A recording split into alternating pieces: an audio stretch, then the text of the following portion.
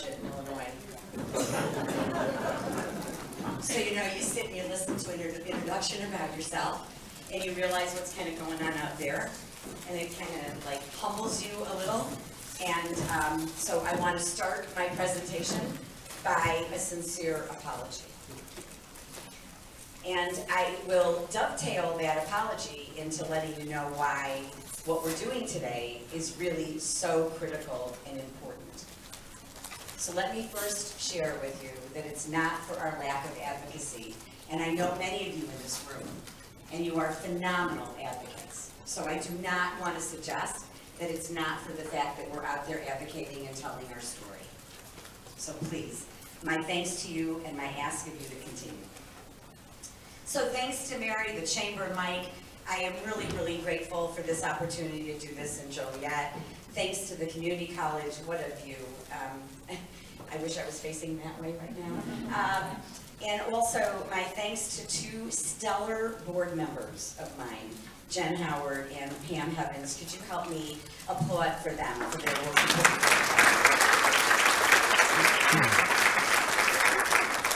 Honest, I would not be here without them. So thank you.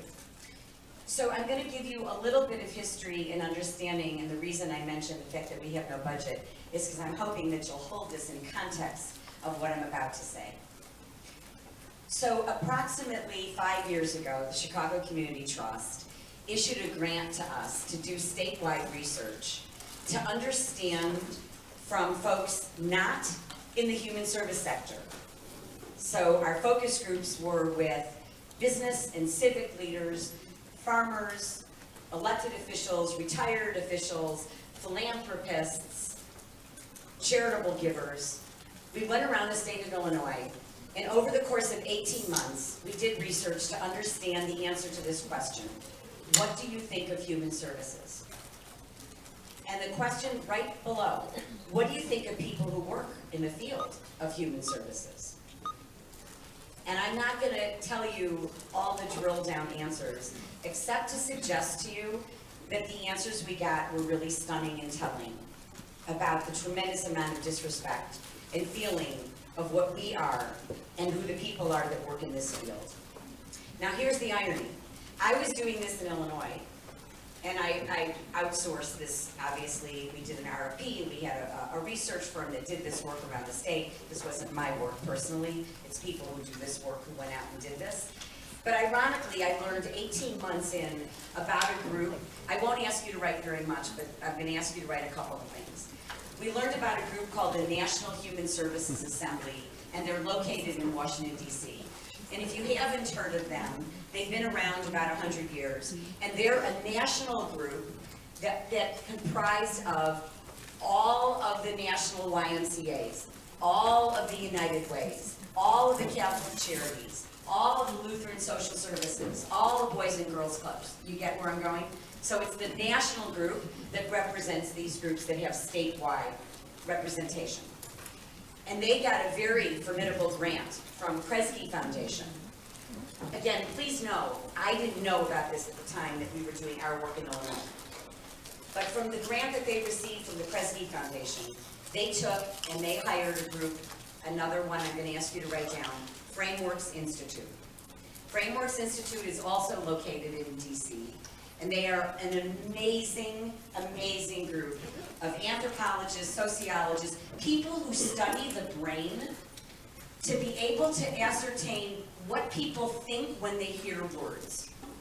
So language is really important in how we talk about ourselves, and they study what the people hear when we use words, we use language. And if you have an opportunity to go to YouTube, you can look up a video that they did, which is fabulous, called Mapping the Gaps. And it is really the on-the-street interviews they did around the country. It is cross-sectional. This is not political. This is Republicans and Democrats. This is cross-cultural, cross-gender. And they went up to the people around the country and they asked them for their opinions. And what the video shows is their response to when they asked them the question about what do they think of human services? What do they think about the people that work in human services? And when I found them 18 months into my research, we found that the work that Frameworks did married exactly what we found here in Illinois. And so their work continued until a year ago this month, when they finished their research and they came up with their reframe. Now, the challenge for us had been that we had already finished our research earlier, and we started with the reframe. So the first summit we did like this, we did in McHenry. And it was about 18, 19 months ago.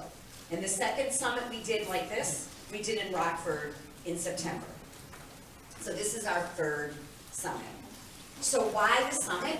And it is directly connected to the research that we found and the need that we now have to, one, reframe how we talk about human services, and number two, and most importantly, we need to engage unusual partners in our work if we're going to find any respect for the work that we do.